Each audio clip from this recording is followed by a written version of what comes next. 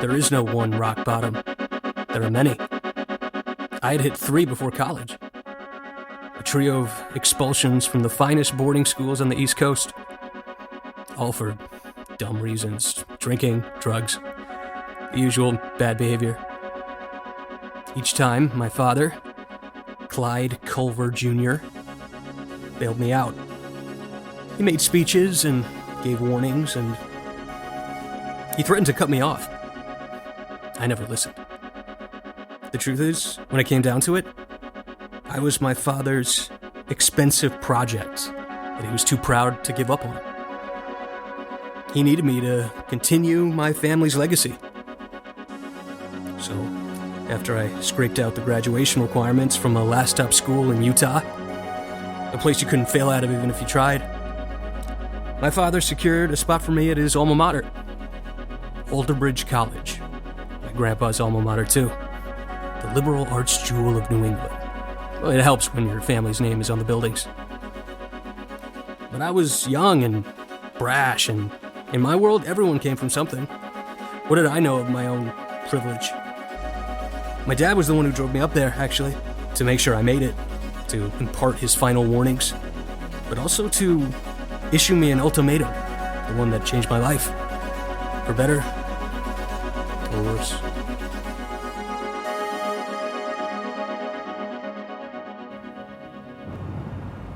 Everything is a joke with you, Greg.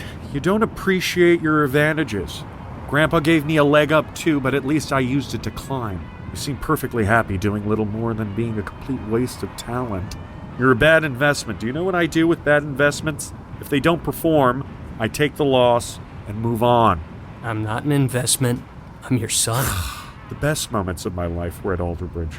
Measuring myself against other men. When my boat won the New England Championships, How many times do I have to hear your tired old crew stories? What was that, like 30 years ago? Move on. Let me live.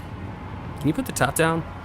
I'd rather choke on mosquitoes than hear about your bygone glory days. Alderbridge is about giving you options, Greggy.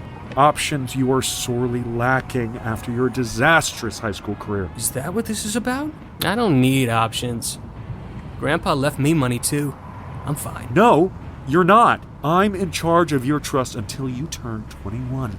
There will be no money for your frivolous, unearned bachelor lifestyle. College is an acceptable expense. I'll put in 4 years of probation at your beloved New England backwater. Do you know how many young men would kill to go to Alderbridge, Greg? You could have at least let me drive myself. This is how it's going to go. We've discussed this. You're going to Alderbridge, and you're joining crew.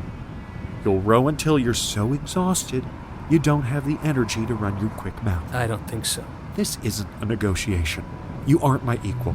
I will not see my son ruin his life and my reputation, not after everything I've done for you. My father and I drove the rest of the way to Alderbridge in silence.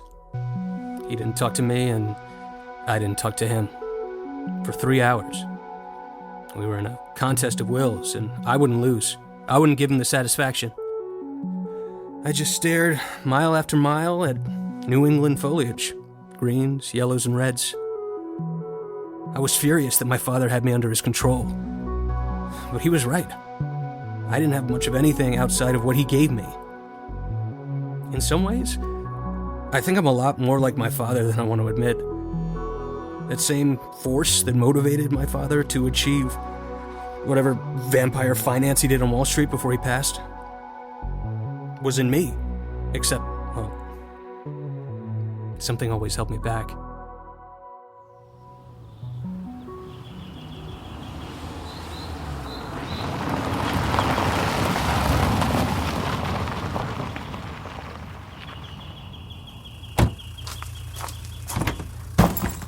You aren't gonna help me with my bags? I don't have time, Greg.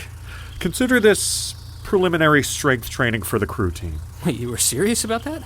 You don't actually expect me to row, do you? Either make the team or you're cut off. That's insane! I'm not an athlete! You really need me to do everything you do? But he left. Left me there with 2 trunks to lug across campus, towards the signs for check-in. I'd been to Alderbridge before, But it's one thing to visit with your dad, and another to be a hapless freshman experiencing the place as your new home. Not that I had much of a home before. Dad called the shots.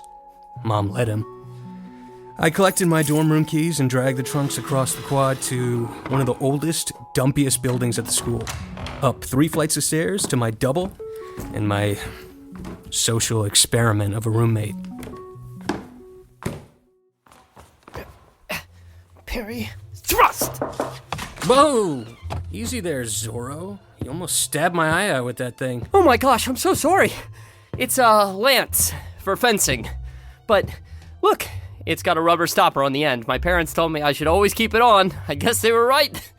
Are you my roommate? It would appear so. Greg Culver. Ron Ferry. So good to meet you. Did you get my letter? The college gave me your address, but I never heard back from you. I got it. And I lost it. Could you give me a hand getting these bags? My eternally busy father abandoned me with them, and I think I pulled a muscle. Surely. Wow, you pulled these all the way across campus? You're strong. What did you pack? Clothes. I don't like to wear the same thing twice. I keep it fresh. Barney's had a sale before leaving the city, and I thought I should have some new cashmere sweaters for when it gets cold. Oh, I'm kind of a shorts all year guy. The cold doesn't bother me much. Shorts all year? They're comfortable, and they help me move while I fence. You don't expect to practice in a room, do you? I'd like a room to be, a hangout spot. I'm worried the swordplay might scare people off. Actually, sadly, during the admissions process, I found out that Alderbridge doesn't have a fencing team. So as much as I'd like to stay sharp, I'm worried I might have to find some other social outlet. Social outlet? What's with the way you speak, man? My parents encouraged me to be well-rounded. That's why I took up fencing. What do you do, Greg? I'm still figuring that out. Come on, let's go check out campus. It wasn't easy being Ron's roommate. Not at first. It was just so painful. Things he said, the way he said them. I knew kids like him in boarding school. Sheltered overachievers. But I stayed away from them. Ron was my roommate, so I didn't have much choice. Instead, I tried to get him in line with my plan, which was still in flux. Back to partying, clean up my act, and make honor roll. I knew this was the time of year to feel things out, to survey the landscape. I remember that first day, drifting towards the river, walking past the limestone buildings with ivy growing up the sides. Other freshmen wandering aimlessly in packs too. You didn't want to commit too early and get stuck to a girlfriend or any group. Even if there were no frats, Alderbridge clung to its traditions. The crew team was the closest thing. I told Ron my dad's stories of naked runs through the quad, drunken plunges in the freezing cold river. Being on the team did seem like being at the center of the Alderbridge universe, which would have its advantages. I still wonder if maybe the legacy I fought so hard to break away from was the one that I was always destined to, even if it was demanded of me.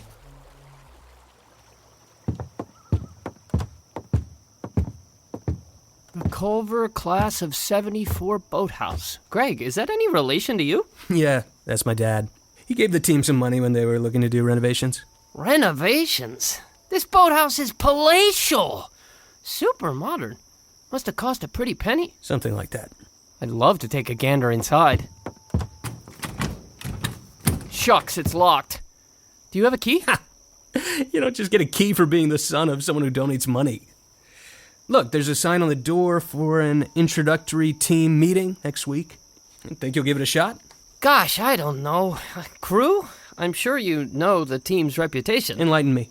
Well, I hear there's a lot of drinking. That's a bad thing? I've never drank. I'd like to wait until I'm of legal age. No way that's happening with you as my roommate. Sorry, buddy. First thing we're gonna do when we get back to the dorm is sample some of Russia's cheapest vodka. Really? Come on, this is college, man.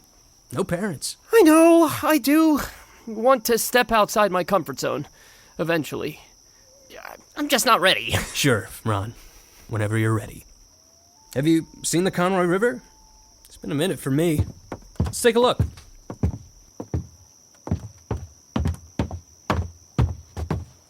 In Philadelphia, our crew teams would row right on the Schuylkill River. I grew up watching them.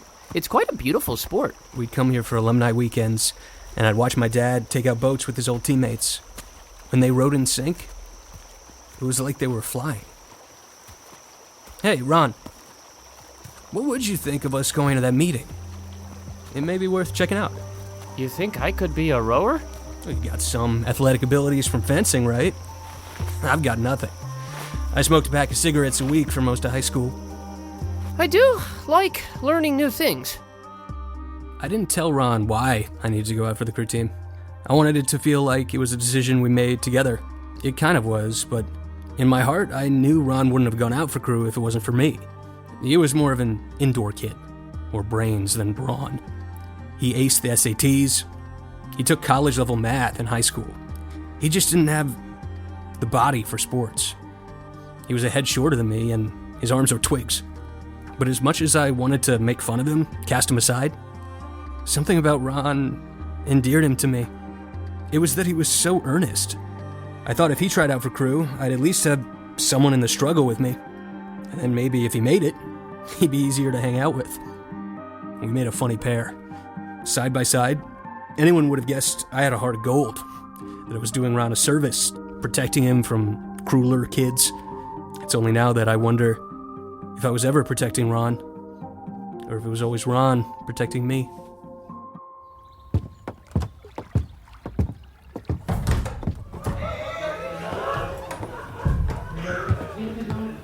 Novices, take a seat.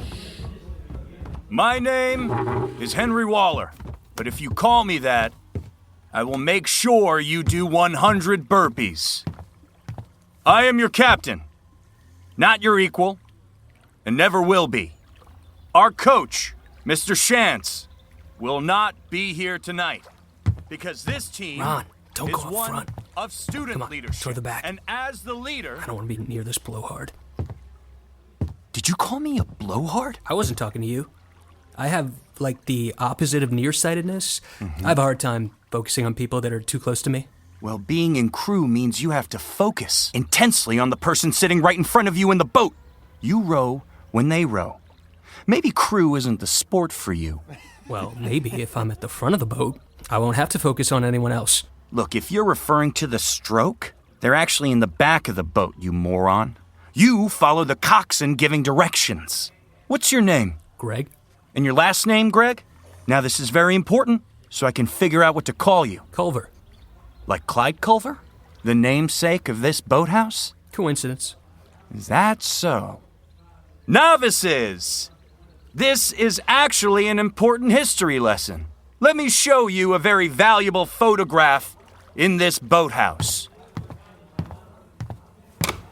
This is the class of '74 varsity men's 8-boat that won the New England Championships. This boat was the most successful boat in Alderbridge College's history. That is, pop me. We've had many great rowers come through here. Some pop have even gone on to compete in the Olympics. Some have even won gold. But Clyde Culver, far as I can tell, that guy never made beyond one-hit wonder status. And now you're telling me I gotta train his son. I'm back to reclaim glory. It sounds like a Disney movie, don't you think? No, I don't. Because in that movie, you'd be the hero, but you're not the hero. You don't know the sport. And your daddy might be Clyde Culver, but you're a novice and a fail son. And if you have even the slightest desire to make this team, you'll earn it. Tomorrow morning, on the rowing machine, the erg, 5 a.m. sharp. Got it? Fail, son? Quite the pitch, Captain Dickhead. You want the pitch? Last year, our varsity men's 8, a boat that was captained by me, won the New England Championships. First time since '74. This year, we're gonna win it again. And that is something your daddy didn't do. And no crew has done in the history of this school. Win back to back. Maybe Fail Son can tell you all about what happened to that boat after the race. You're on the ground floor of a new legacy, Fail Son. my legacy. And my pitch for the rest of you novices is that if you follow me, you will be champions.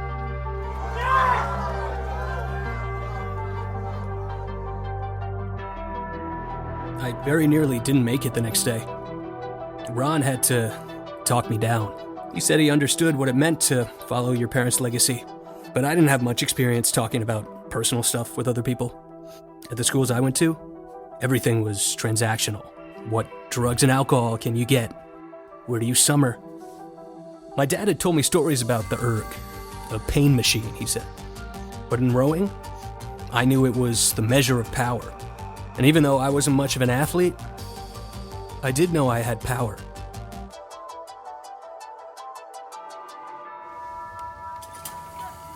Novices, line up. We're gonna do this in heats. We'll start with light weights. If you're under 160 pounds, you go first. That's me.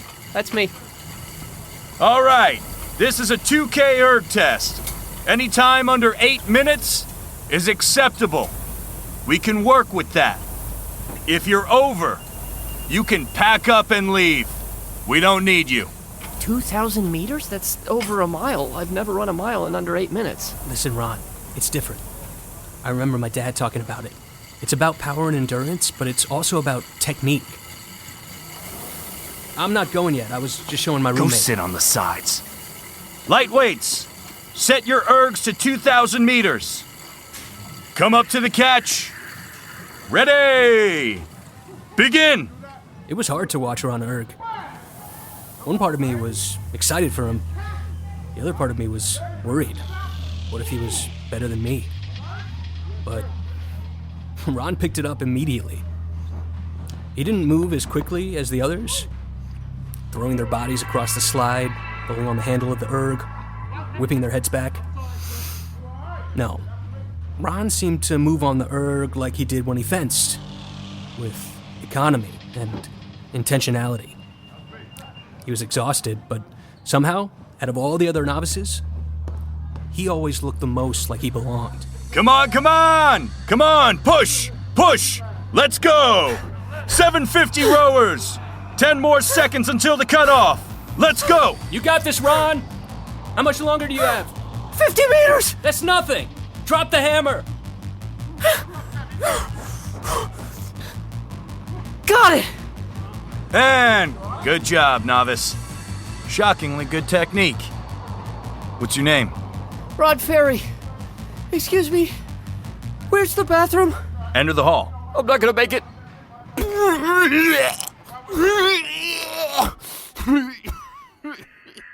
The sick, sweet smell of Ron's mess hung in my nose my whole erg test. Right before Captain blew his whistle, I remember I saw a piece of last night's pizza on the mat, and I almost lost my lunch too. But when the captain blew his whistle and the rest of us heavyweights started, I could only see the numbers on my screen. That screen tells you all kinds of things, your pace, how fast you're going. It doesn't tell you if what you're doing will work on a boat. Bullshit, fail son. What the hell are you doing? Huh? This is a rowing team. Your form looks like shit. Fuck you. Your boyfriend actually did something approximating rowing. What are you doing, huh? Throwing your body around? You'll ruin a boat. That's if it doesn't ruin you first. What's your 2K erg time? 6:15.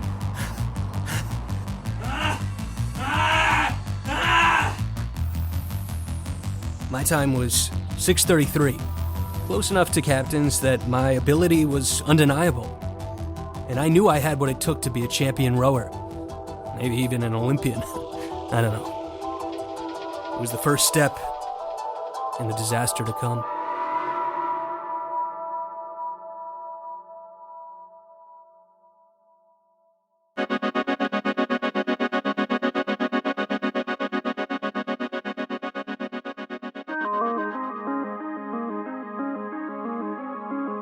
After that first erg test, there was a celebration in the boathouse for the novices who made the team. Our coach, Mr. Shantz, materialized and made a speech about the seriousness of the sport, that it required hard work and focus, and we weren't allowed to drink.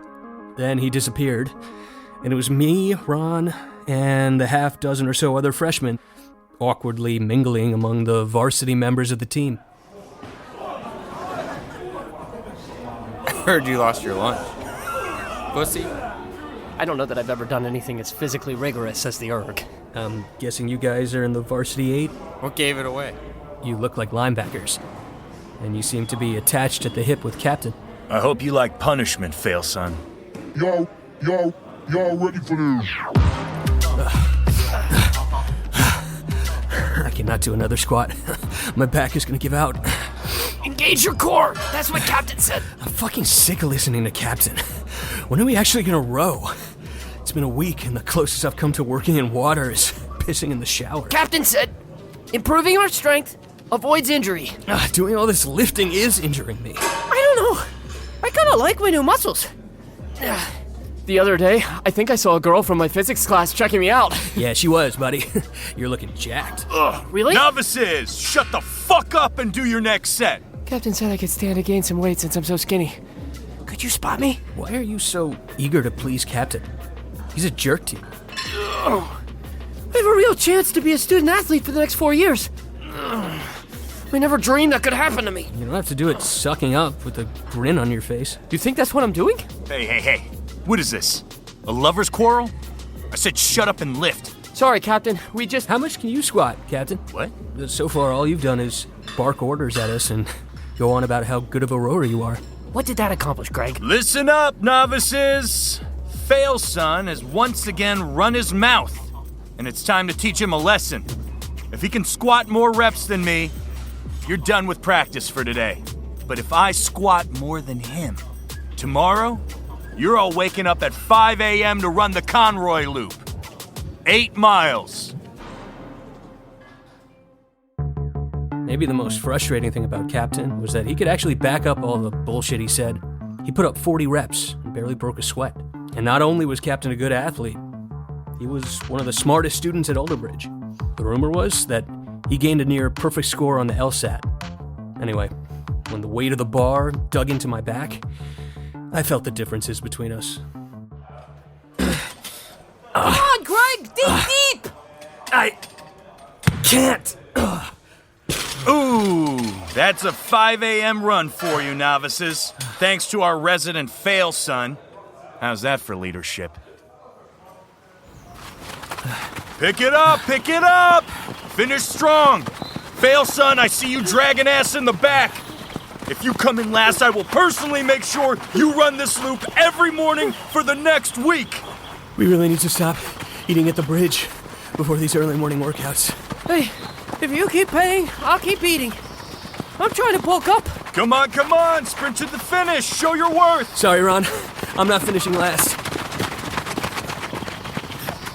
Second to last. Congrats, fail son. Except you left your girlfriend behind. Maybe you're not a gentleman after all. He's my roommate, not my girlfriend. Are you projecting? Hey, watch your fucking mouth. You think because you did some shit on the erg, you're my equal? You're far from it. You're an entitled prick. And if history is any indication, you'll end up bringing shame to this team just like your daddy. But this time, I won't let Alderbridge take your family's blood money to erase history. What the fuck are you talking about? What am I talking about? You don't know. Why don't you go ask your daddy? I'm gonna go help Ron. Yeah, go help him. And tell him tomorrow we're on the water, 5 a.m. How you doing, Ron? You get it all out? Yeah. I wish I was keeping it down. I need to be gaining weight, not losing it. Listen, man, don't worry about that. Let's get you some water. I'm proud of you for finishing. But I came in last. I'm gonna need to run it again with Captain all this week. I think he was saying that just to fuck with me. You do talk back to him a lot. I don't like what he says about me and my family. How high and mighty he thinks he is. But he's the captain. I knew pricks like him in boarding school think they're the shit. One of these days, I'm not gonna let him get away with talking to me the way he does. What are you gonna do, fight him? Maybe. He's not that much bigger than me. I don't know. Maybe it was a mistake to join the team. It doesn't seem to make you happy, Greg. I don't know, you don't just need to do the sport because your dad did it. You could forge your own path. I kind of had to join the team. What do you mean? My dad is making me, or else he said he's gonna cut me off. Completely. Oh. Gosh. I gave Ron the option of quitting. I told him he didn't need to go through this with me. But Ron said he was enjoying himself. He liked the fitness. He liked being part of a team. His enthusiasm kind of bothered me. I couldn't understand how he could look past all the shit from Captain. The taunts, the one-upsmanship, all of it brought me right back to fights with my dad. And the thing about those fights was eventually, I just gave up. I ignored what he said, did my own thing, and moved on. But now, with this team, Captain held me hostage. I couldn't get away from his rule, and the more I resisted, the more it got worse for me. That first day on the water, I swear, he was trying to break me. Novices, welcome to your first day on the water. This is an 8-man rowing shell. You'll see I've laid out 8 oars. As I said, we face the stern. First seat is the stroke. He sets the pace. This boat is rigged such that the rower in the stroke seat's oar is to port. 7th seat is starboard. And so on, alternating to the back of the boat or the bow, the 1 seat. Got it? We'll start with heavyweights in the shell and lightweights on the launch riding next to them. I'll assess your form. Sound good? Yes, Captain. Then, Captain assigned us to our seats in the boat. He put me in the 3 seat, which I later understood to be the spot for the worst technical rower. He told us that we would have a coxswain steering us, a woman named Dawn. She barely spoke that first practice. If you're not rowing, keep the oar in your lap with the flat side of the blade on the water, balancing the boat. Bow pair first. 1 and 2 seats, ready, and row. Good, good. Remember what we talked about. Same as on the erg. Arms, back, legs. Arms, back, legs. Come up to the catch. Feather your blade. Drop it in the water. Power through your legs. Come on. That's what those squats are for. Legs back, arms. Legs back, arms. Good, good. And repeat. I couldn't see the bow pair. They were behind me. But I felt their strokes moving the boat. I thought about what my body would be doing when it was my turn. I couldn't imagine doing it correctly. Neither could Captain. Next pair, you're up. You ready to embarrass yourself, fail son? 3 and 4 seats, ready. Begin. You're dipping your shoulder. Fail son. Same as on the erg. Your form is shit. Bad stroke. Do it again. Arms, back, legs. Arms, back, legs. What the fuck? You do this shit in a race, and you'll catch a crab. You know what that means? Not the crab you got from boarding school, fail son. I mean, you're gonna get your oar stuck in the water. You're leaving it in too long. Fail son, you're completely throwing off the boat.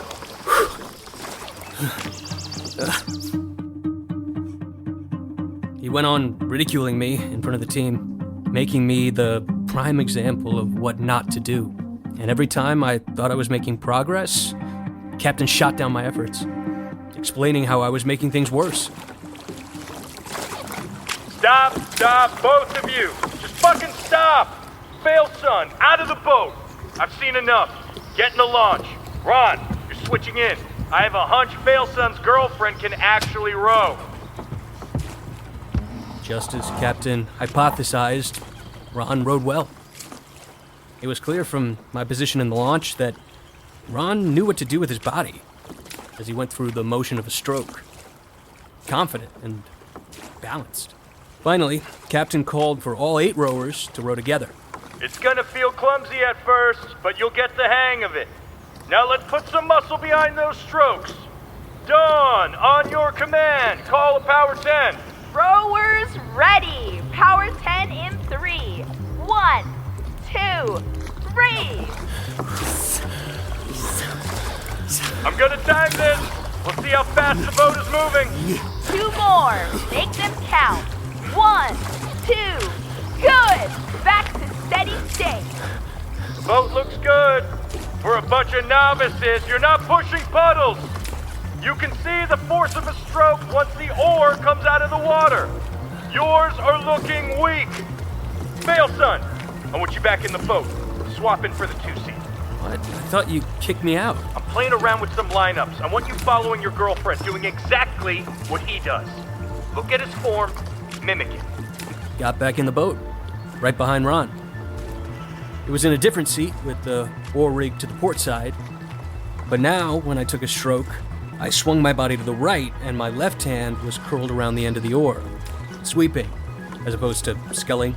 I did start to feel my form settle into something like competent rowing. This is looking much better. Let's add a little power. Dawn, on your command. Call another power 10.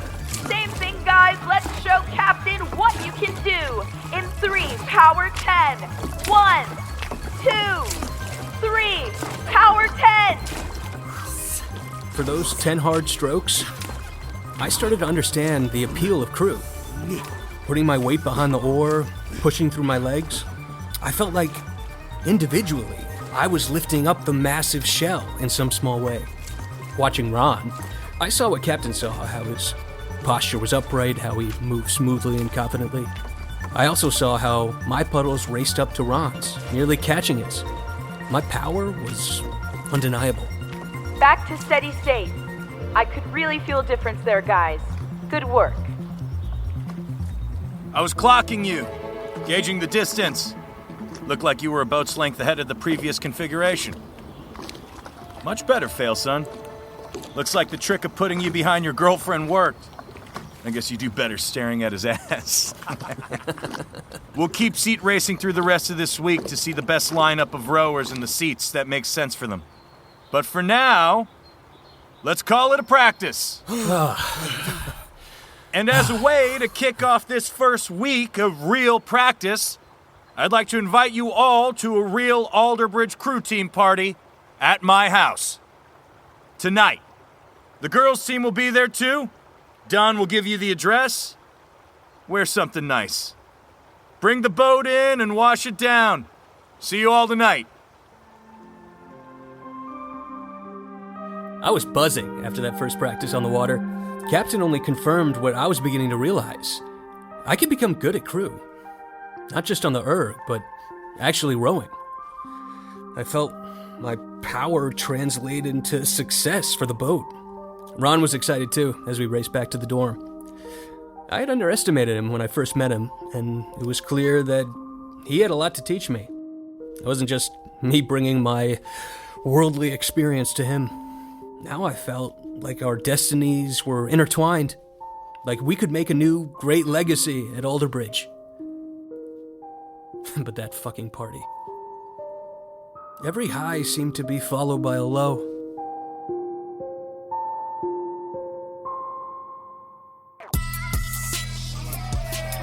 Yeah, is tonight going to be the night we pop your drinking cherry? I don't know. I'd like to have my wits about me. Looks like there's a keg. I'm going to get a beer. Hey, you're Dawn, right? You Cockstar 8 this morning? And you're Failson? I'm guessing.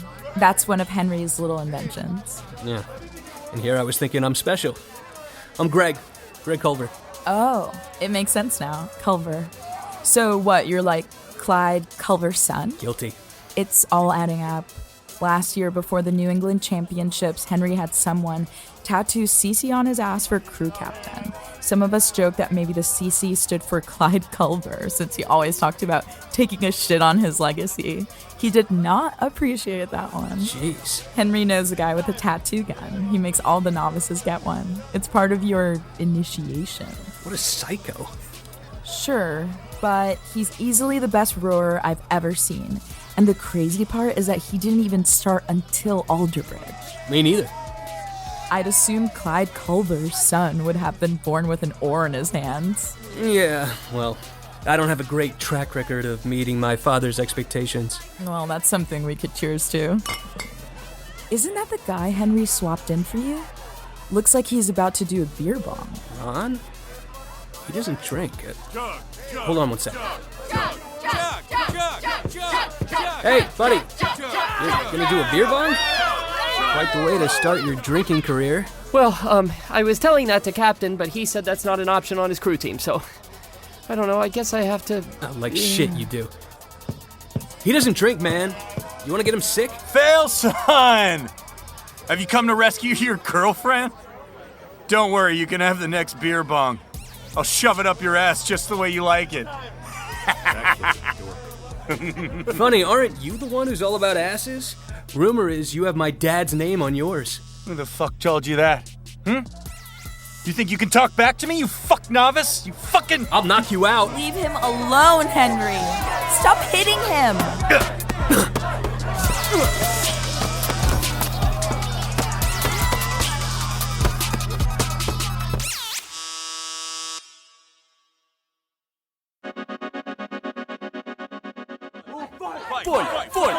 Jesus, Henry, get off him. Captain can't throw a punch?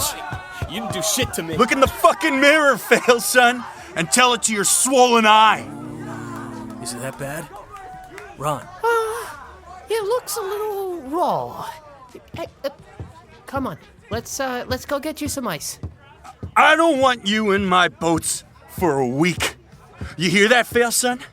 Stay the fuck away. Chill out, Henry. Dawn, you're dropping down to the novice boats until I say so. If you love them so much, you can cox them. What? I'm the best cox at Alderbridge. We're trying for back-to-back championships, and you're going to sabotage all of that because of this stupid fight. I'd come to learn later on that Dawn and Captain had a history. They dated freshman year.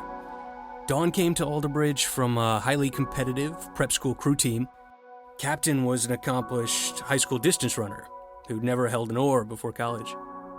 But Captain quickly established himself, and the two of them were the top rowers on the men's and women's teams. Then, towards the end of their freshman year, Dawn came out as queer. Captain lost it. He ended things. But the rumor was that by senior year, he was still bitter and heartbroken. But they'd formed an uneasy truce when Dawn switched from rowing to coxing. She did it because she believed in Captain's greatness and the ability of the varsity men's 8 to win the New England championships. Hell of a party these rowers throw. As soon as it gets fun, our aggro captain has to assert his alpha male dominance. Not very enlightened for a philosophy. Keep applying that cold compress to your eye, Greg. You don't want to have permanent damage. I don't? I think a battle scar would look badass. Hey, wait up. I'm sorry about Henry. Is this apology from him or from you? Me. It's not okay the way he treats his novices. It's not that bad. It is that bad. You don't deserve to be taunted and physically intimidated. Sounds like you're speaking from experience. You're on probation, Greg. And Henry is sticking me with the novices. And while it's not ideal, I think I have an idea for how you can really get back at him. You want me to poison his protein bars? No, I want you to become better than him. What does that mean? Well, the way I see it, you're on a path similar to Henry. You're talented and you know it, but you're a hothead. You too, Ron. I'm not a hothead. No, sorry. You know what I mean. You're both good at this, especially as a pair. Sure, but Ron doesn't have this body. Hey, I'm getting bigger. It's not just about having the right body. Rowing's about timing and precision. Skills you can learn.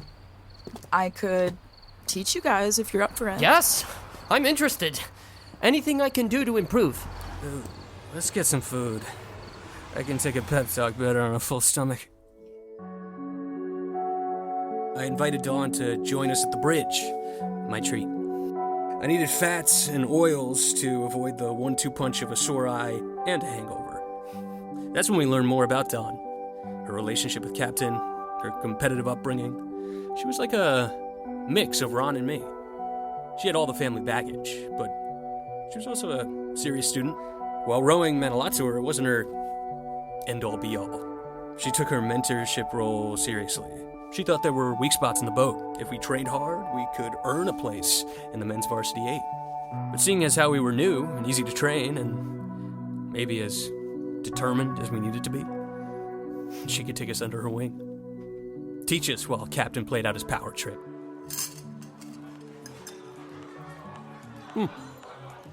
Won't Captain be pissed if he finds out we're training with you? Like, I don't know. Couldn't he ban us from the team, like, permanently? Henry's a hothead, but he cares most about winning. If you two prove yourselves, you'll be untouchable. You really think we're that good? I mean, we just started. Look, it's not about years on the water. It's about nature and nurture. Greg, you have the body of a prototypical rower. It was clear that you can improve your technique with the right rower ahead of you to show you the way. And that's where you come in, Ron. Somehow, you have one of the best rowing forms I've ever seen from a novice. I know it's weird to say because I barely know you two, but you're kind of a perfect match. Wow, thank you. That's so kind. Quit it, Dawn. You're making us blush. Power, stroke, perfect match. There sure are a lot of double entendres in crew. Come on, you know what I mean. Sure, I get it. You've charmed me. Seems like a nice little workaround, Captain's probation. I'm in. Especially if it pisses him off. Great. Ron, what do you think? When would we be doing this? Don't we have team practices in the morning? Or, I do. Sorry, Greg. We'll train at night. I have a key to the boathouse. But when will I study? Really? That's what you're worried about? Who goes to college to study? I've been on this team all 4 years, and all 4 years I've been on the dean's list. You'll find a way. We started the next night. Dawn helped us to take out a pair. She instructed us from a launch, driving alongside. It was hard to balance the boat initially. That first night, we tipped and fell in the water. That took a while to clean up. But then, after a few days, our rowing locked into a rhythm. Dawn would call out power 10s from the launch, and as we added strength together, we could really feel the boat pick up, become fast. My puddles didn't race past Ron's. They glided quickly at a reasonable distance. But it was clear at the end of Ron's two-a-days, he was exhausted. He was falling asleep in class, if he even made it there in the first place. What happened during that last piece? You're out of sync. Is everything okay?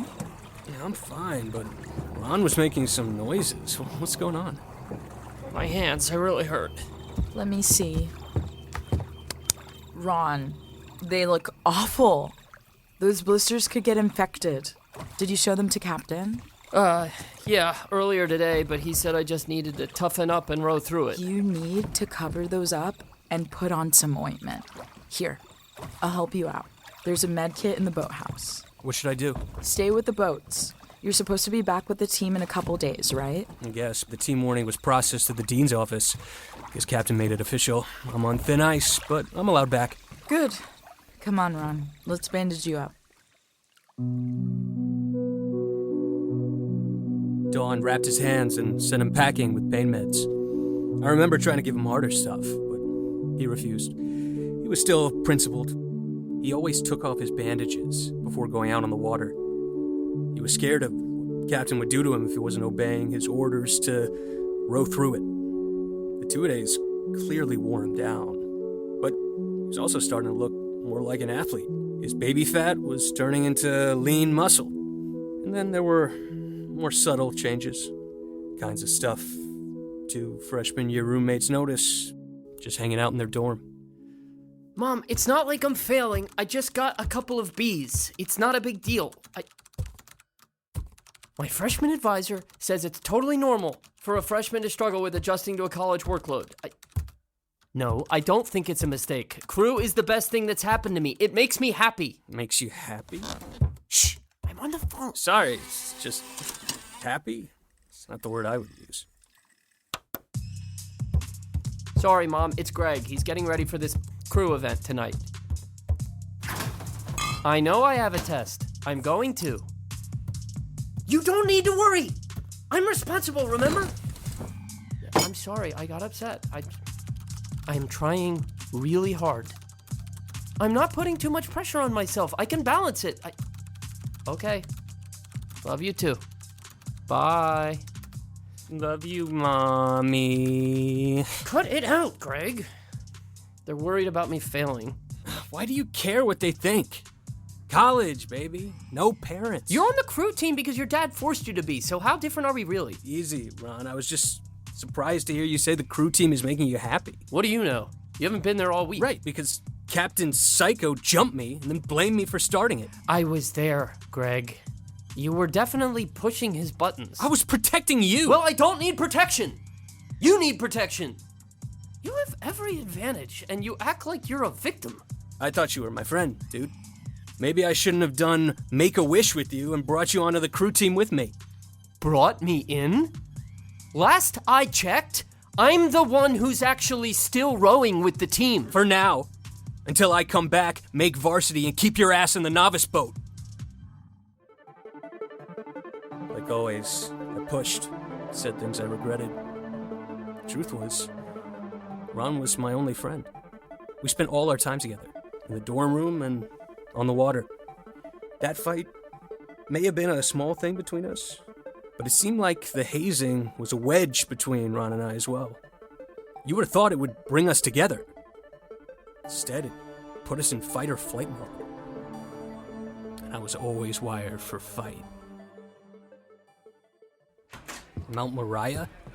Bring a sacrifice? What does this mean? It's an allusion to the site in the Bible where Abraham was to kill Isaac.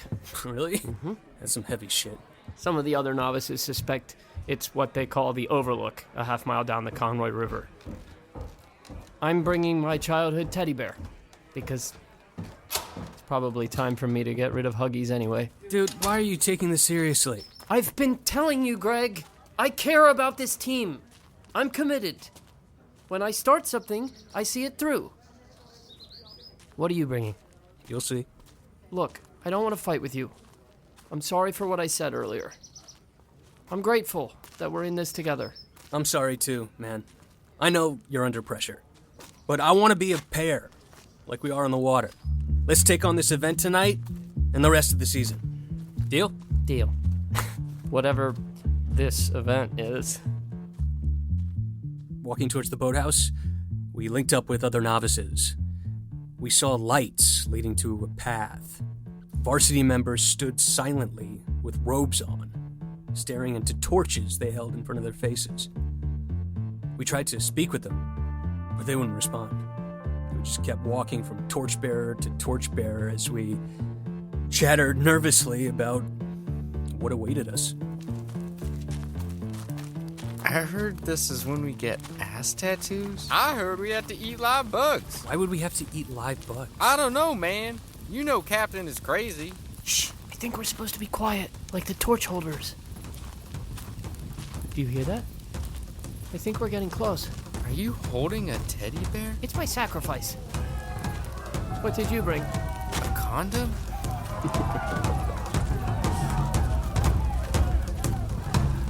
I think it's up there.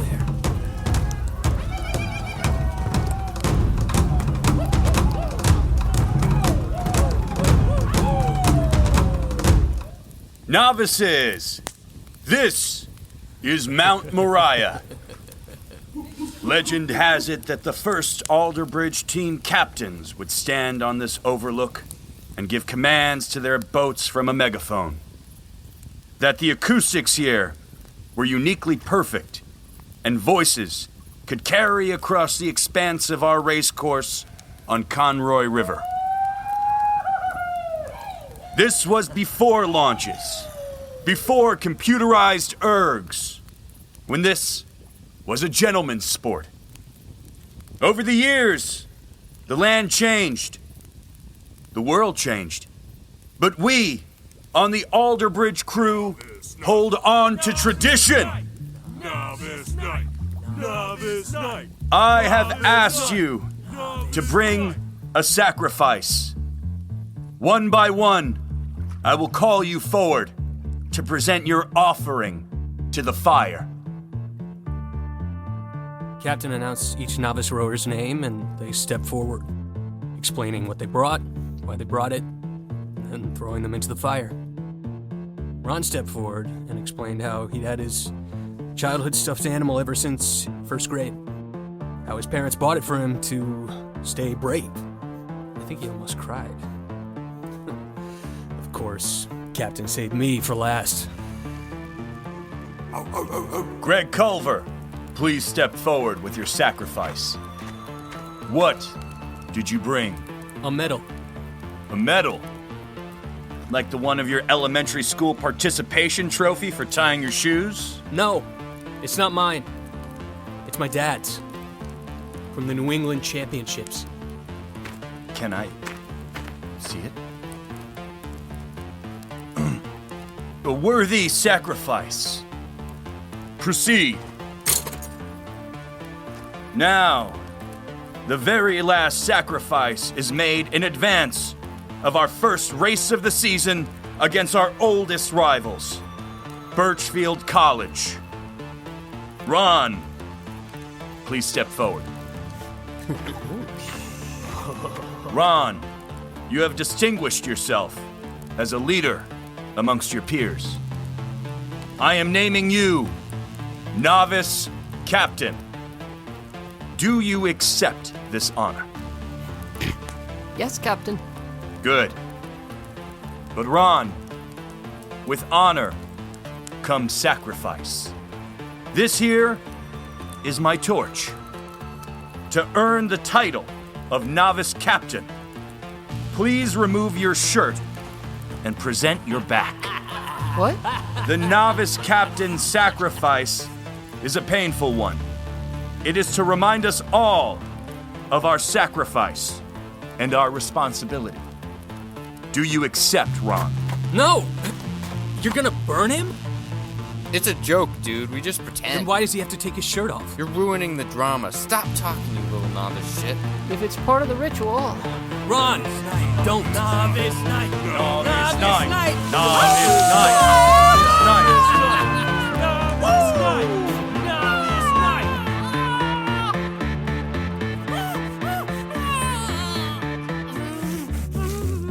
It was sadistic and strange. Ron cried that night. Captain had singed the flesh. It wasn't the kind of burn that required a trip to the doctor. Captain's bullying was always strategic that way. But it would leave a scar, purposefully so. Weird as it sounds, I was a little jealous of Ron. But Ron and Captain now shared a bond.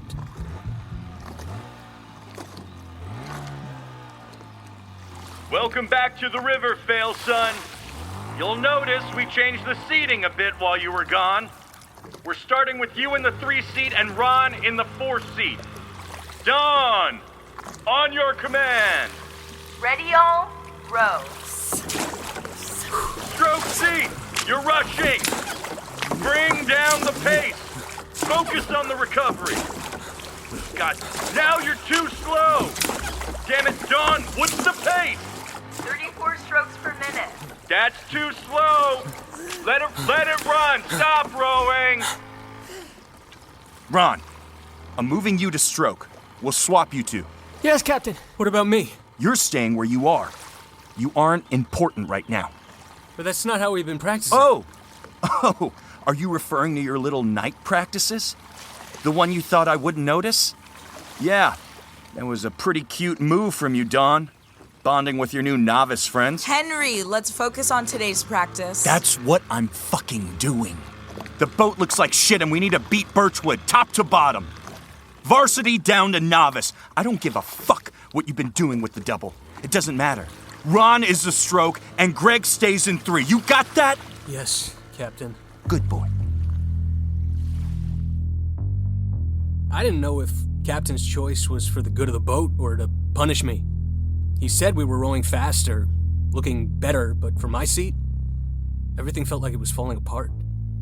But thankfully, due to our night practices with Dawn, I was more confident in my technique. During the power 10s, I gave it my all, and by the end of the practice, I was exhausted. Are we sure that was better today? Boat felt a little weak to me. Captain said it was faster. Why would you know better than him? I'm just saying how it felt. You're in the shittiest seat in the boat. Of course it's gonna feel bad. You're the weakest bitch in this boat. Novice captain? Congrats. That's like earning a medal in the Special Olympics. Then what does that make you? I don't give a fuck about this boat. I'm aiming for varsity. You don't think I can do it? My erg times are minutes better than you. You heard, Captain? It doesn't matter what your erg time is if you can't row. And you're still a shit seat rower. Fail, son. You think that scar on your shoulder means anything, Ron? Fuck this. Clean your own damn boat, Captain Novice. I'm out.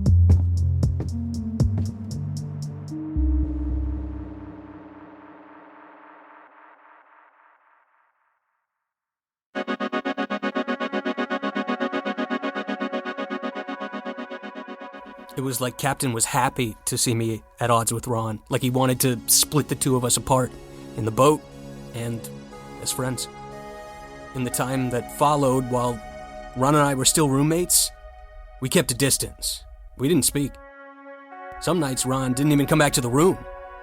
I had no idea where he stayed. We gave each other the silent treatment in practice, and if he came back to our dorm, we retreated to our separate sides of the room. All right, guys. I'll see you tomorrow morning. Good work out there. Greg, can I have a word with you? Trouble. Grow up. He's not going to the principal's office. Once a shit seat rower, always a shit seat rower. Isn't that right, Ron? I mean, Captain? Novice, Captain. Whatever. He's irrelevant. Let's get some food. I'm starving. Aye, Captain. Aye, Captain. Ron's changed. No shit. He's walking around like he's Captain's doppelganger. Relax. I'm not your enemy. Have you heard about the team parties? Is that what you wanted to talk to me about? Miss me? It's not really my scene. Can you cut the shit, Greg? You know Ron is out of his element. Remember the beer bong? These parties have a lot of drinking. Ron's a grown boy. He can have adult beverages if he wants to. Okay, maybe drinking is the wrong way to put it. The parties have been pretty intense lately. A couple nights ago, Captain locked the novices in a room with 2 kegs and a trash can. He said they had to finish the kegs to be let out. And Ron partook? I assume so. I went into the room and he was passed out. There was vomit everywhere. I'm worried, Greg. This team has some skeletons in its closet. Apparently. Captain keeps alluding to something that happened with my dad when he went here. I don't know anything about that, but last year we had a novice go to the hospital. So, what do you want me to do about it? Talk to Ron. See if he can come back to his senses and get off whatever path he seems to be going down. It's dark. I've seen it. I don't like seeing you guys fighting. I still have high hopes for you. How? You heard them. I'm in the 3 seat. It's the worst spot in the boat. I have a hunch this is another one of Henry's tests.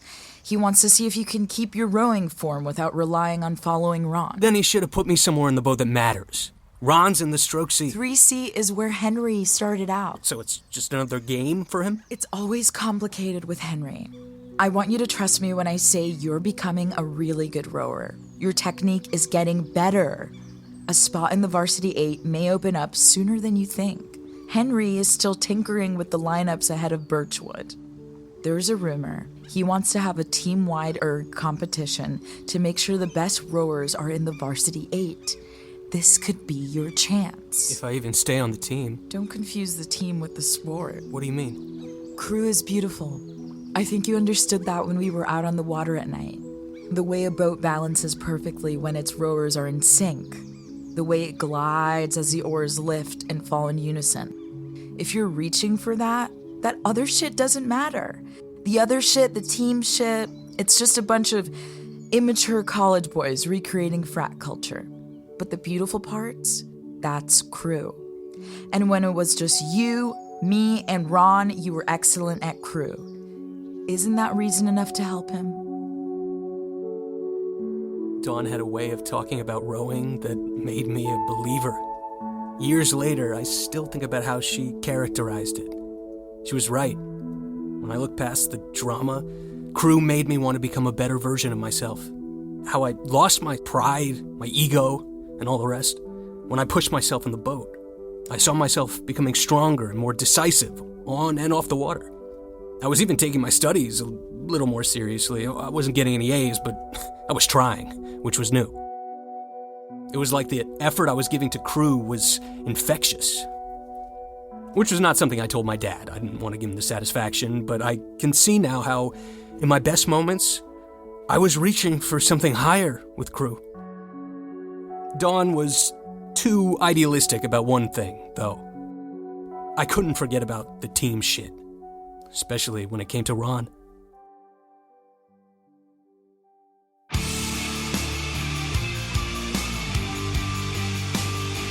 Hey, Ron. Ron. Yo, take off the headphones. I want to talk to you. What the heck? You can't just invade my personal space. I was calling your name, but you weren't answering. I want to talk to you. Maybe I don't want to talk to you. Ever consider that? Yeah, giving me the silent treatment for days kind of tipped me off. You were giving me the silent treatment. You told me to clean my own damn boat, remember? We were having a fight, dude. You're always running your mouth. You called me a shit seat rower. What about that? You're right. I shouldn't have said that. Sorry. Cool. Apology accepted. Great. Can I get back to studying? Well, there is something else I wanted to talk to you about. Have you been drinking? Why do you care? Normally, I wouldn't care about my roommate indulging in substances I also happen to enjoy, save for him doing them without me, but Dawn told me things have been getting a little crazy at the crew parties. She ratted us out. Captain said she would. She's concerned about you, dude. She saw you were passed out after that keg thing. She said a kid went to the hospital last year. I don't know, man. The drinking, following Captain around like his puppy, it's not like you. What do you know about me? We met each other like a month ago. Look, I told you, getting to be a student athlete is more than I've ever imagined for myself. I'm actually being accepted for something I care about. I get that. I do. But this goes beyond the team. I respect that you're a great rower. I've learned a lot from you. But can't we go back to how it was as a pair? Us against Captain and all the other shit? We don't row pairs. We row eights. And Captain wants me in stroke. And you in three-seat. For now. What do you mean? There's going to be a team-wide erg race for seats. Who told you that? It's going around. Huh. Captain and I haven't decided yet. You and Captain? He's consulting with you now? Sometimes. Well, maybe you're beyond saving. If there's an erg race, good luck. You're gonna need it, Pukey. You too, fail son.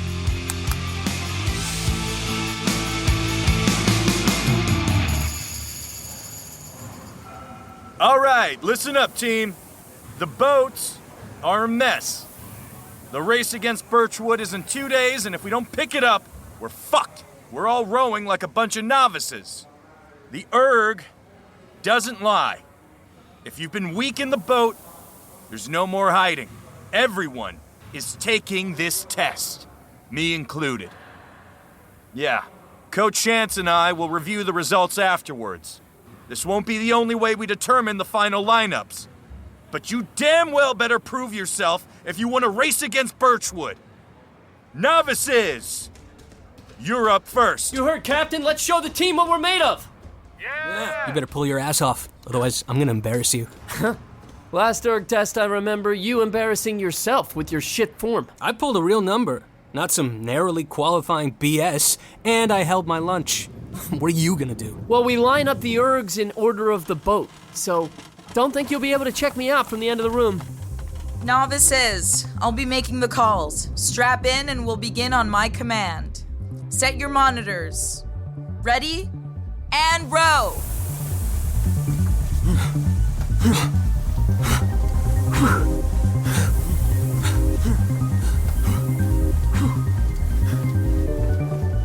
Ron was right. I couldn't see him. He was on the far left, first seat, stroke. Dawn walked back and forth across the line, telling us to pick it up, but she didn't give any clues about where we stood against the pack. I came out at a fast stroke count, faster than I should have. Then I eased into something slower and more manageable as I put power into my strokes. It was only near the 500 mark on my erg monitor that I noticed Dawn was standing behind Ron, giving him commands. She was calling for a power 10, and my worst fears were confirmed as she counted down to 1. Hell yeah! Great job, Ron. You're the first to finish. Now let's cheer on the rest of the boat. Yeah, I'm gonna need a minute. 100 meters. Come on, Greg. Power 10. Pick it up. You're even with a couple other guys. You can still finish in the top half. Let's go. I finished 4th. Completely average, even though I was seconds behind the other guys, including Ron. If I'm being honest, Ron's time caught me by surprise. All of us novices did better than our first dirt test, but Ron's time was massive improvement. His time was the 5th best on the whole team.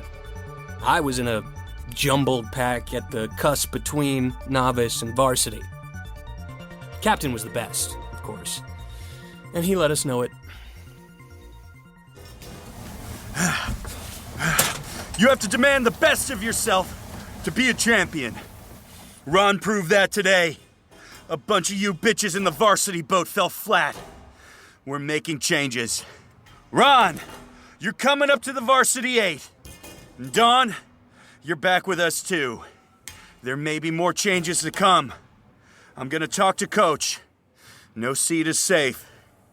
See you on the water first thing tomorrow morning. It'll be our last practice before Birchwood, so make it count. Captain swapped Ron into the bow of the men's varsity 8. A couple of lightweight novices came into our boat, including one who took over the cock seat left by Dawn. Inexplicably, Captain put me in the stroke of the novice 8. He said we were going to race each other, the novices versus the varsity. Let's line up those bow balls. Steady. We're practicing the race course, okay? On my call, both boats start rowing. Ready? Row!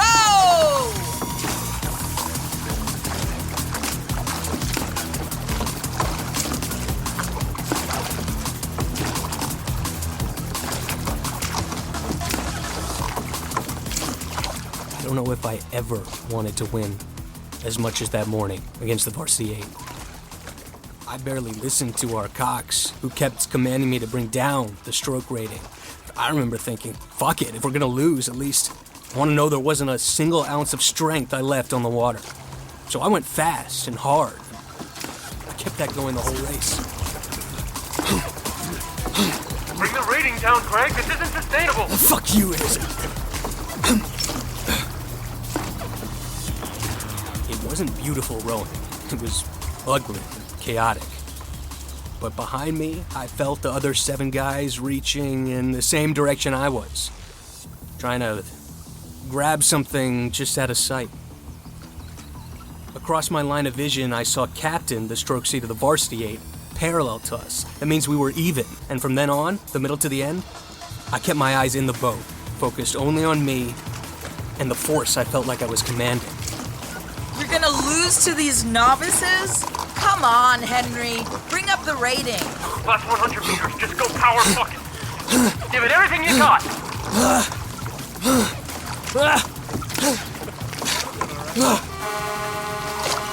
Did we win? It was close. Fuck! We won. By less than a seat, but we won. Captain went into a full-on rage, smacking his oar against the water, cursing out everyone in his boat. It was probably the day that moved me from an admirer of the sport to a full-on rowing fanatic. I'm done fucking around. Greg, you're coming in our boat. 3 seat, behind Ron. We'll get some other novice bitch to take your place. I'm not fucking losing against Birchwood. This is the final lineup. Fail, son, swap in. After I joined the varsity 8, we didn't lose another race that day. We finished boat lengths ahead. All that swapping and switching finally led to some alchemy that seemed to get the most out of all of us. Coming back to the dock, it felt like the boat was on the verge of something special. But I couldn't help noticing Ron holding the hand where he had those awful blisters. We're set. Good work, guys. Good work. We'll take off tomorrow, and tonight, we party. See you all at my house. You okay, dude? Is it the hand? It's nothing. I'll drink some beers, I'll be fine. Let me see. Maybe Dawn can help. No! Leave me alone. We're teammates now, man. I'm just trying to help. If you cared about me, you would have stayed in the novice boat. You couldn't let me have just one day where I could prove myself on my own? Just go ahead, take the room. I'll see you at the party. I wanted Ron to be happy for me. I wanted things to be normal. But I realized the hurt feelings had sunk in. My success was a threat to him. I understand that, because it was like that for me, too. When I really cared about something, I couldn't see others doing well and think, good for them. I had to be better. It's what stopped me from trying in school. If you can't beat them, don't try. But here, on the rowing team, where everything was competition, I hoped I could share the small victory moving up with Ron. At least I had Dawn.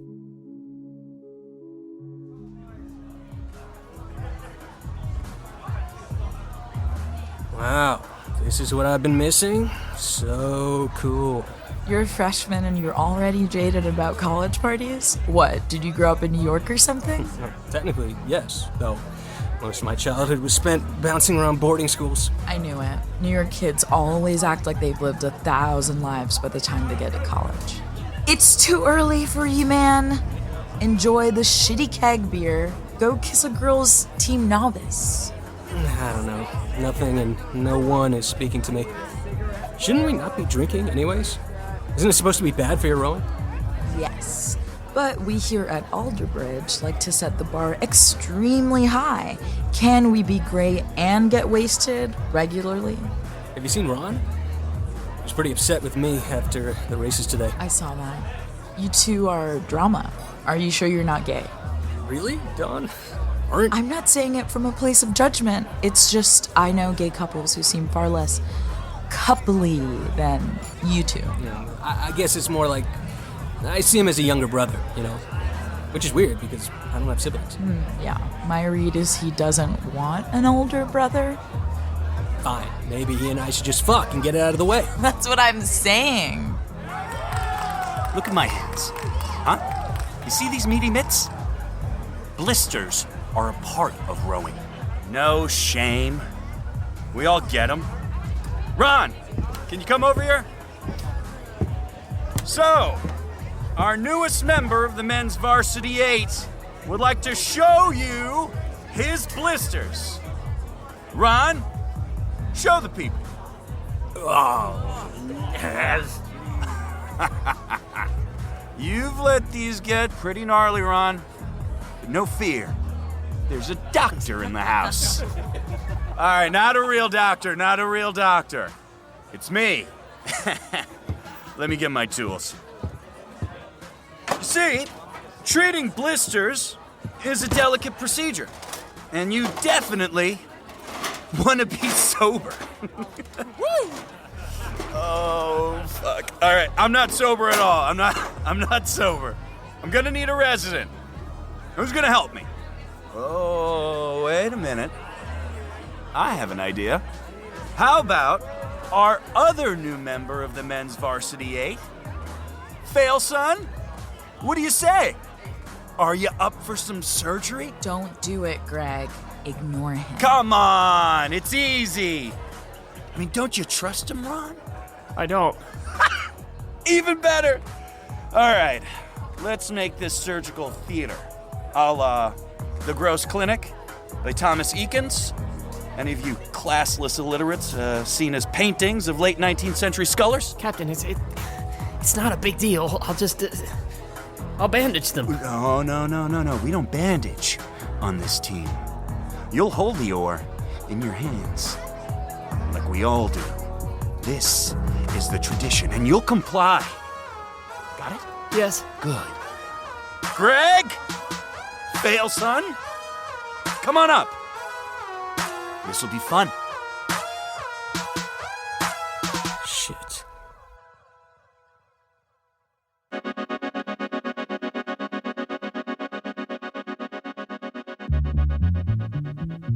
Birchwood race wasn't for a championship, but it set the tone for the year. Alderbridge and Birchwood were the most competitive schools in the region. Rumor was scouts were coming to evaluate rowers for international competitions. Captain was apparently being looked at for the Olympic trials. So we were hours away from our race against Birchwood and the start of our season against our biggest rivals. But still, Dawn hadn't been exaggerating when she suggested the team seemed to handicap itself by partying late into the night before races.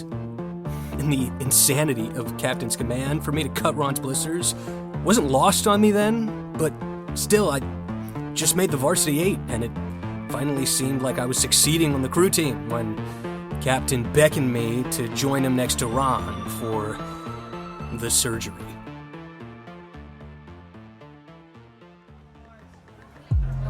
Thanks for joining us, Failson. Now, this will be a quick procedure, okay? Nothing to worry about. We'll be in and out of Ron's blisters even faster than your little pecker losing its virginity on prom. Shouldn't I wash my hands? Sure. Wash them. With this fucking handle. And some for the chef. I thought you wanted him sober, Henry. Oh, Donnie. Do I contradict myself? Very well, then. I contradict myself. I am large, expansive. I contain multitudes. Drop the shit. You want a drunk freshman cutting into the hands of our 4C? I want our new members of the Varsity 8 obeying their captain. I want my recently reinstated cocks on the same page as me. Just walk away, Ron. We'll take you to the health center. No. You heard him, Don. He's happy with his doctors. No need to switch under our medical plan now. Fuck you guys and your juvenile games. I'm out. Don't leave, Don. Come on, I thought you're pre-med. Don't you want to see real anatomy in action? Fucking prude.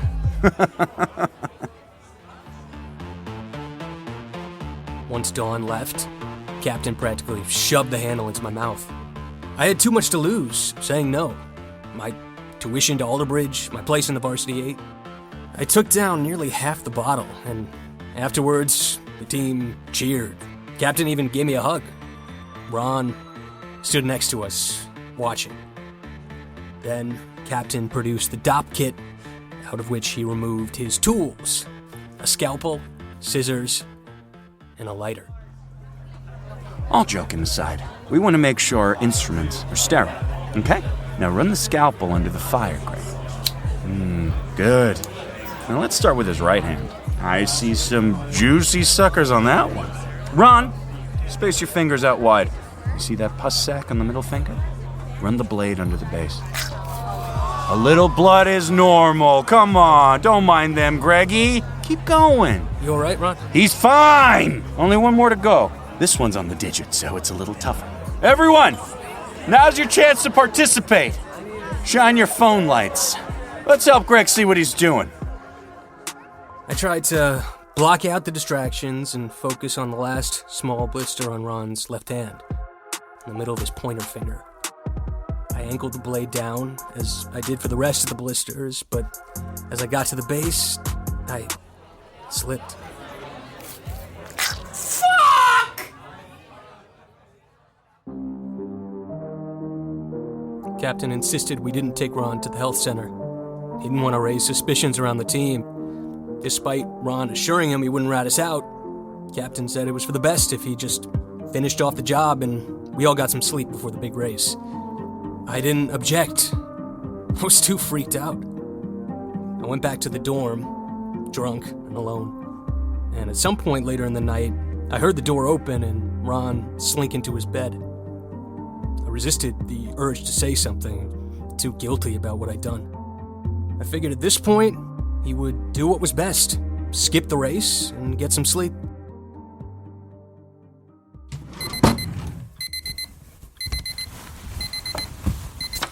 Oh, fuck. My head. Ron, you're up? I'm getting ready. You're not actually rowing, are you? Why wouldn't I? Dude, you look awful. You're pale and sweaty. Did you even sleep? Let me feel your head. What the fuck are you doing? You're burning up, dude. You can't row today. Let me see your hands. No fucking way! I don't want you anywhere near my hands. Okay, but after last night, I really don't think you should row. Well, that's not for you to decide. Captain said it'd be fine. He's not here right now. I'm fine. Okay? Just need a shower and some mat. Ron, come on. You don't need to do this. You don't get it! No, man, I get it. I worked hard too. I was really pumped for us to race in the Varsity 8 today. I want to win. It's what we worked for. No, Greg! You don't get it! It all comes so fucking easy for you! Your dad's name is on the fucking boathouse! I have to work so fucking hard to be accepted. What are you talking about? Captain hates me. Yeah, but you still belong. Captain gets that. Captain accepts it. Even if he's a dick about it. Sure, but we both worked for this. It's just, you can't go out there like this. You don't look good. What, you're gonna swoop in like yesterday and be the hero? Save the day? You're just like your dad. What would you know about that? Captain told me what he did. What? You really don't know? Wow. Idiot. What? He got someone killed, Greg. You're fucking with me. Nope. It was a guy in his boat. It happened right after the New England Championships. Bullshit. Ask him. It was ruled a drowning, but the timing and the details seems pretty shady. Plus the boathouse? Seems like your family tried to pay off the school. Rewrite some history. You're full of shit. If you want to race and fucking puke on the water and rip open your hands, go ahead. That way Captain will see how weak you are. I was looking out for you, but fuck it, go ahead and dig your own grave. Glad to know your true feelings. See you at the boathouse.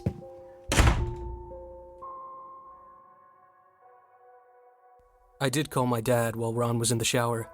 He didn't pick up, but I left a message. I also mentioned I made the Varsity 8 and was about to row against Birchwood, but fuck. Why hadn't he told me about rowing at Alderbridge? I threw on my unisuit and jogged to the boathouse. It was still relatively early in the fall, though the New England chill was starting to set in. My dad said his biggest regret was missing a shot at qualifying for the Olympics. Was it because of what he did? I didn't know then, and I don't know now.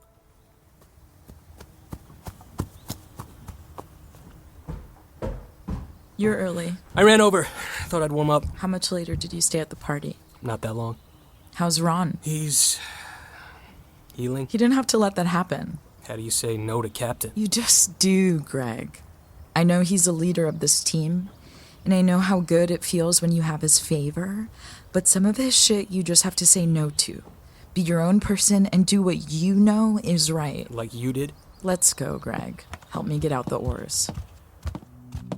The team started to trickle in, save for Ron. Captain looked no worse for the night before. He made the rounds, slapping backs and saying motivating words. When Ron came into the boat dock, he walked in sheepishly, almost like he was apologizing. I kept staring at Ron, trying to gauge whether he could pull this off. Dawn looked over to me as if the night before was revealed from his expressions.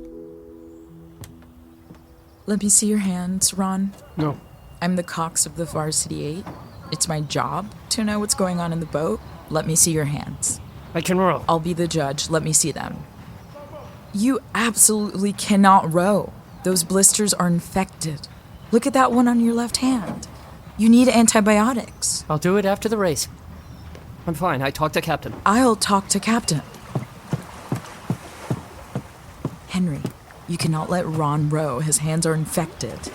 He needs medical attention. Relax, Dawn. He and I talked about it.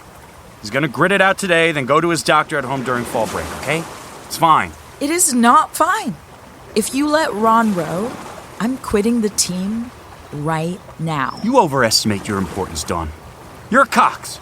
You don't row in the boats. You sit in the back of the boat with your little intercom and steering wires and act important, but when it comes down to it, you're an interchangeable part. Leave. And if you say a fucking word to anyone, I'll let your daddy know about your little lesbian shit. Get the fuck out of here. You're the fucking devil. Boo-hoo! You're an interchangeable part. You're better than this, Greg. Do not end up like him. Row this race, fine. but protect the good parts of you. Where are you going? Captain played off the whole thing like it was no big deal. He told us Dawn was on her period or something, and that's why she left, which most of the guys laughed at. I was starting to understand just how serious things were. I often wonder now what I could have done. Taken Ron to the hospital, told on Captain. What would have stopped us from hitting that rock bottom? But then I think it's not how life works. You don't get replays. It's not like sports. It's not a game. The memory I have of that novice season at Alderbridge is incomplete, but it's crystallized in moments of clarity at points where I was most low. As we got ready in the Varsity 8, I can picture it like a movie. Grabbing my portside oar, lowering into my 3-seat, adjusting the foot stretchers, locking the oar into place, then staring at the blank canvas of Ron's back. I clapped him on the shoulder, some small gesture to show him I was there. He made no acknowledgement as the novice cocks jumped into our boat and we took it out, rowing up to the start.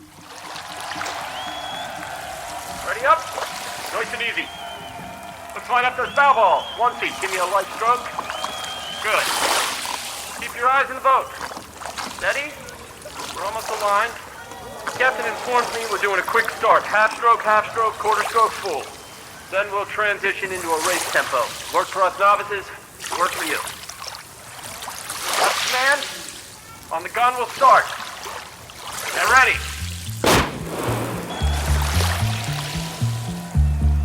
The race was 2,000 meters. Just like on the Earth, we nailed the start, jolting the boat forward and then locked into our opening pace. Captain, in the stroke, kept us moving briskly yet deliberately. If it was me in that stroke seat, I would have brought up the rating. But it seemed Captain wanted our technique, our togetherness showcase before we dipped into our reserves of energy. I took some quick peeks over the side of the boat at the start and saw we were in parallel with Birchwood. No boat had the early advantage, save for our pace, which was a beat slower than theirs. Looking good, looking strong. The boat's moving nicely. Let's add in a little power 10, see if we can create some distance. 2, 1. Power 10! As I added more power to my strokes, I could feel our collective strength. Ron, in front of me, rode with his usual perfect form. I tried to follow him exactly, and I transformed myself into a flawless copy, like I imagine each of us doing, making us one unified whole. And 10! Good! We've got about half a boat length on them. Let's open it up. We're moving into the middle of the course. We know it gets a little bendy, a little choppy. I'll try to steer close, but out of the way. We're at a good pace. Stay strong. All I could see was the back of Ron, his neck and his shoulders, which flexed with each successive movement. But as we got into the middle of the race, he was falling over. We were losing our collective balance, shifting side to side. Dude, are you okay? Shut up! No talking in the boat! Fucking balance this thing! Let's go for another power 10. Bring in some strength. And 2, 1. Power that our coxswain thought would even us out only hastened the deterioration of Ron's rowing. We were past the halfway point, Mount Moriah looming above. I wondered how much longer could Ron hold it together. Then I felt myself dip too far into the catch, my blade submerged into the water. What the fuck? Did someone catch a crab? 3 feet had a scare, but he's back now. We lost some ground, Captain. Bring up the rating. I'd been focusing so hard on Ron that I hadn't attended to my own rowing. I'd almost ruined the entire race. But with the rating increasing, I put all my energy into quick, hard strokes. This part of the race was where I would give my best to the boat. I would row beyond exhaustion. Then I saw Ron collapse into a seat. Tracy, what are you doing? I think he passed out! Ron! What the fuck? Wake him up! Wake him the fuck up! Ron! Ron was hunched over with the oar handle gliding in his lap. We were nearing the last 200 meters with the boathouse in sight. I'd remembered something that was said to me early in my training. If you can't row in the middle of a race, you should get out of the boat, and the other person in your pair should jump out too, to balance the boat, remove the dead weight. So I acted, on some small hope that we could still win. What the fuck is going on? They're gaining on us! Come on, Ron. If you can hear me, we're gonna jump out, okay? Towards the shore. I got you. Ready? I grabbed hold of Ron, pushing him to the surface. He wasn't answering me. His eyes were closed. And I could see Dawn on the banks of the Conroy. Greg! Ron! I'm calling an ambulance! Ron!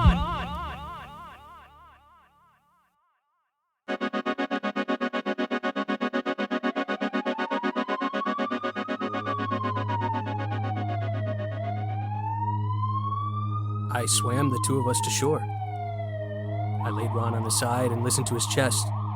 He was unconscious, but he was breathing, shallowly. Dawn ran over and brought towels from the boathouse, which she wrapped us in. She stayed until the ambulance came. The medics thought they were there for both of us, but when I explained what had happened, they said they would only bring Ron to the hospital. They wouldn't let me ride with him. I watched as they tied him to a stretcher. Everything happened so quickly. Dawn said she would drive us to the hospital, and I must have agreed because all of a sudden, we were in her car. What exactly happened? We were rowing the last 200 meters, and Ron passed out. I acted on impulse and got him out of the boat. Then what? And I don't know. I couldn't get him to wake up. I should have done something sooner. What do you mean? What happened? Looked like he was starting to lose it in the middle of the race. How? His form was falling apart. It was hard to follow.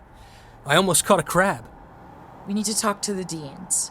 Henry has gone too far. This isn't just about initiation stuff anymore. Ron Let's is... wait until we see about Ron.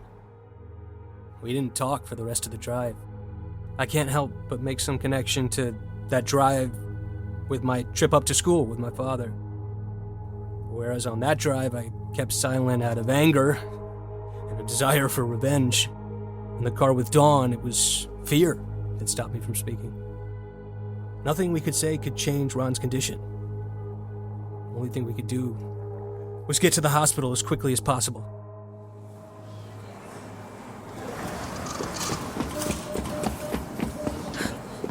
Is Ron Ferry here? Let me check. Yes, he's being seen.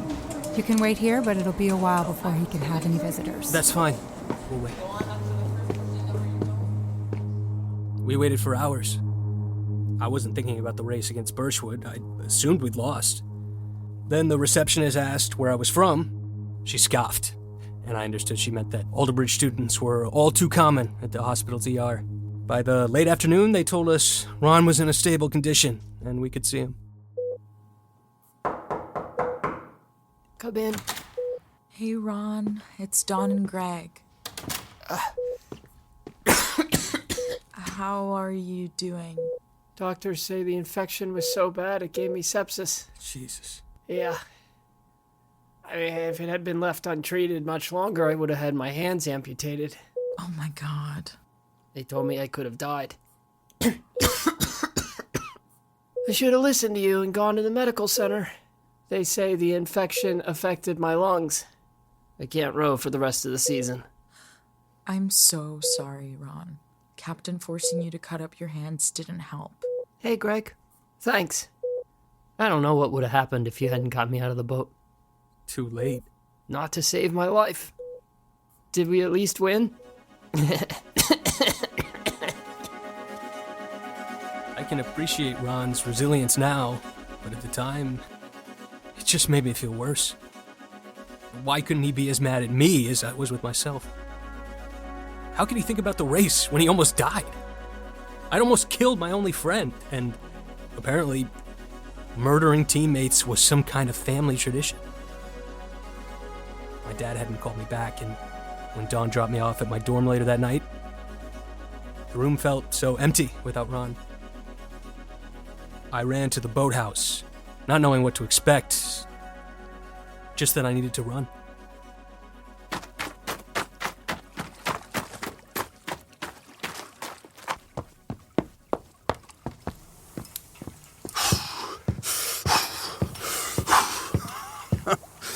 Fail, son. Coming by to finish the race? You're a bit late for that. Saw the door was open. Why are you here? I was slow today. I could be faster. The scouts were impressed by our finish, but I could be better. We won? Of course we did. You think I'd let 2 novices ruin my race? Are you kidding me? Ron almost died because of you. You forced him to row that race. You forced me to cut his blisters. He got sepsis. He's out for the season. That's a shame. He was good in the 4-seat. Oh well. Looks like we'll need to bring back one of our lower tier varsity members, huh? That just means we'll have to row harder, huh, Greggy boy? I'm done. Do you not get that? And me, Ron, and Dawn are reporting you to the deans. Your power trip is over. Do you not get how this school works, Greg? This school with your bullshit name all over it? Go down to the trophy room. Go on. Because I put another cup in the case. I'm gonna win another one. Another championship for this school. Do you think they give a damn about little Ronnie Ferry against all that I bring to this place? Your dad, he called me to congratulate me, to thank me for taking little Greggy under my wing. I know you need to be on this team as a condition of your tuition. You breathe a word about me to the deans, and I'll take you down, Greg. I will fucking end you. Dawn was right. You are the fucking devil. Oh, right. Dawn. Yeah, she should come back. Right? That novice cock sucked. And why would she do that? Because we like winning, Greg. We love winning. See you on the water tomorrow. 5 a.m. Sharp. I wanted to punch Captain.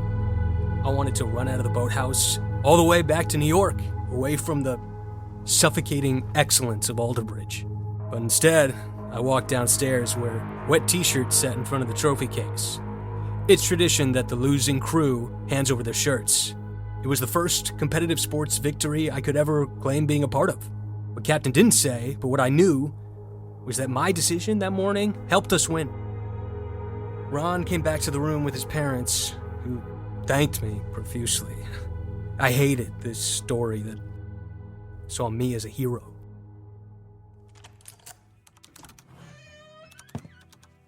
How was the doc? Any progress? The doctors are worried the lung damage is permanent.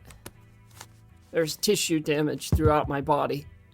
Rowing is out of the question. They're not even sure my hands will recover enough to fence. This is all my fault. I should have never Stop pulled you beating into yourself up. I wanted to row. Still want to row. I'm the novice captain. I can't do shit. I haven't been going to practices either. It was only fun when it was us out there. You're an amazing rower. I only row good when I'm angry. My form is bad. I'm not like you. It's not... Are you serious?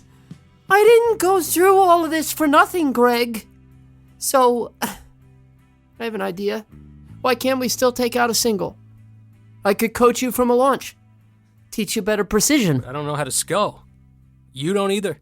Well, what about Dawn? It seemed like coaching me was all Ron had left to hold on to.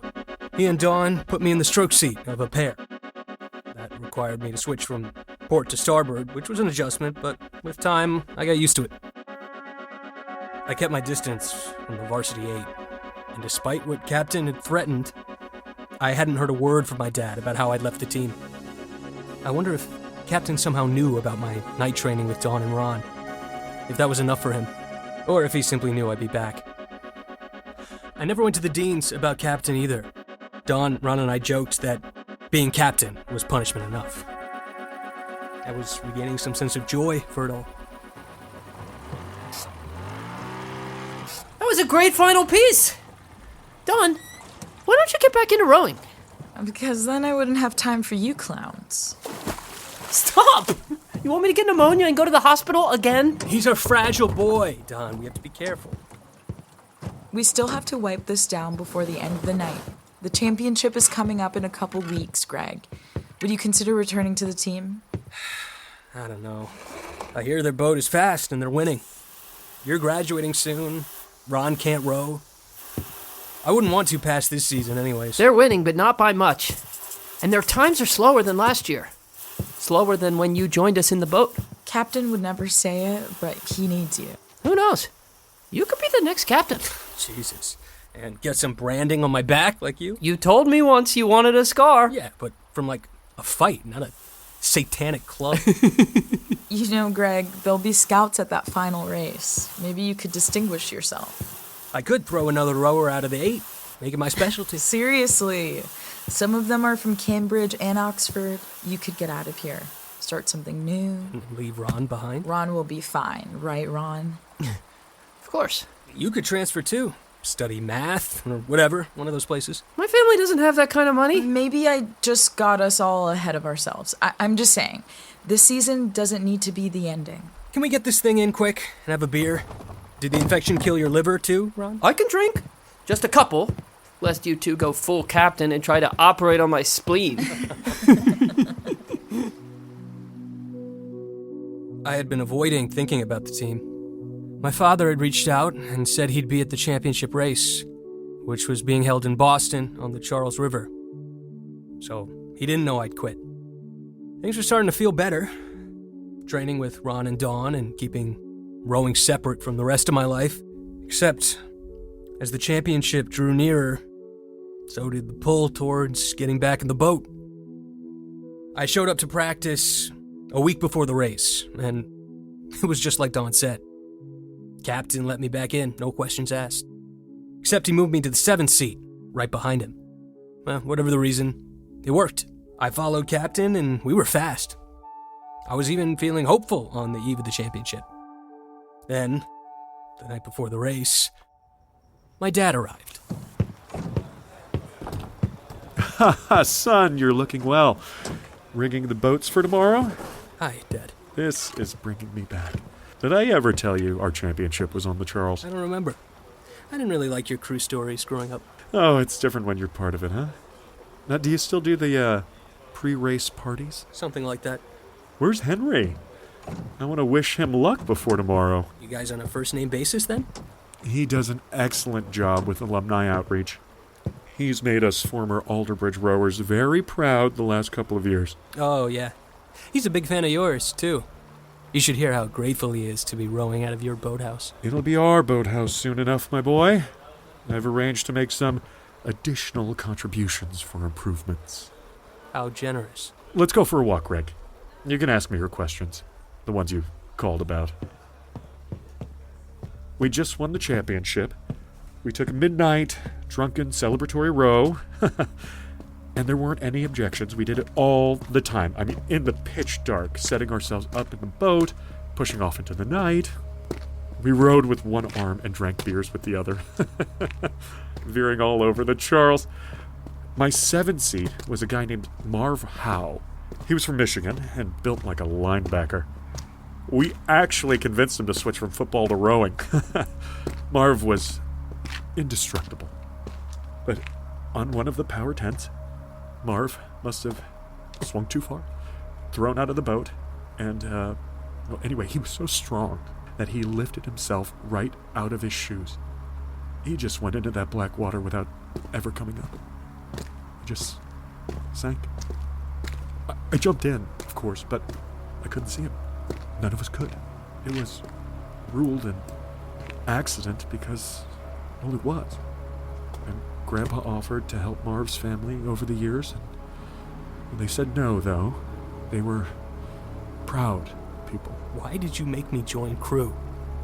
After all that. You've benefited from crew, Greg. I'm not apologizing for that. Now, if you'll excuse me, I look forward to seeing Alderbridge win tomorrow. I couldn't sleep that night. I stared up at the ceiling, wondering how I'd Houdini my way out of the straitjackets binding me to the past and the suffocating present. I think now about the cycles and patterns in my life, but to college students, hardships are just the next immediate novel thing in their lives. It's different when it's the first go-around. What can I say? The championship was a different beast. We're the last race of the day. Primetime spot, guys. Go for a jog, stay loose. Can I erg? Sure, let Ron help you, okay? How does it feel to have a personal coach? I've had private tutors my whole life. I'm a Culver, remember? How could any of us forget? I don't know, man. I didn't choose any of this. Joining the team, the drinking. You chose to save me. That was different. You're an excellent rower, Greg. You started out like shit, but you've worked hard. I'm proud of you, man. And if you go out there like you have all these months, it'll be fine. Let's just erg this out. 2,000 meters, steady state. Sounds good. Ready? Row. That was one of the last times I remember Ron and I talking like that. After the race, so much pulled us apart. Before I knew it, I was out on the water, in the boat, in the 7-seat, following Captain. He was like a combination of Ron and a bull. His back was so strong and broad, he looked like Superman. I imagined Marv Howe, as my dad described him. The long line of Clydes and Marvs and Captains and me stretching down the water and back.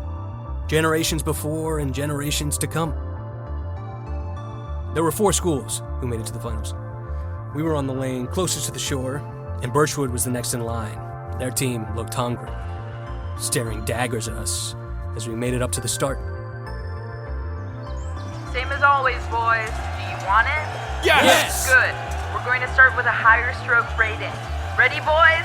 We've got confirmation. Stay focused. On the gun. Go! We flew that day. It was like nothing I'd ever experienced in a boat. We lifted off the water. From start to finish, we were a single powerful unit moving in complete harmony. I don't even remember Dawn calling power 10s because we opened up an early lead and extended it by boat lengths just by the sheer force of our combined strength. I was in lockstep with Captain, like I'd been with Ron, except we were rowing at the highest level. To this day, I still don't think I've had as dominant performance on the water as I did that day. Congratulations, boys! We're champions! Yeah! Back-to-back champions! How was that, Greggy boy? Amazing! Good, because you and this team are never losing another championship, okay? You got that? Yes, Captain. Let's throw it in! We've got some trophies. And a cup to throw in the water! Once we brought the boat in, Captain tossed Dawn into the Charles. They were playful, as if the years had melted off them and they were back to those days I'd heard about, their freshman year. Dawn went on to medical school. Henry went straight to Wall Street. They're not happy people, from what I know. It's jarring, knowing that, against the vision I keep of them in my head, locked in celebration. I walked through a daze of pictures and champagne. Dad broke through the crowd and hugged me. I was making my way to Ron when... Greg Culver? Yes? I'm Winston Gray. I'm one of the coaches at Oxford. Congratulations on your race. Thank you. I don't want to keep you, but when you have a moment, I wondered if you'd like to talk about an opportunity at our school. I was impressed by your versatility. I saw you at the Birchwood race. You were rowing 3-seat, I believe, yes? But today you were 7. We value that kind of utility. Give me a ring later, won't you? I thought leaving Alderbridge behind would be a second chance. A second chance to make things right. When I got back to Alderbridge, I called the scout, and I was in England by the spring. I took my legacy with me and my demons. The baggage of what that semester had cost me, and especially Ron. We tried to keep in touch, but we were young. Ron inevitably got enough strength back in his hand to recommence fencing, but not as he had before. And to my knowledge, he didn't row again. Whereas Oxford, gold at the Olympics. I'll say this. There's no escaping yourself. Wherever you go, there you are. And for me, always, there is Ron. Off to the side, clapping and cheering, just out of frame.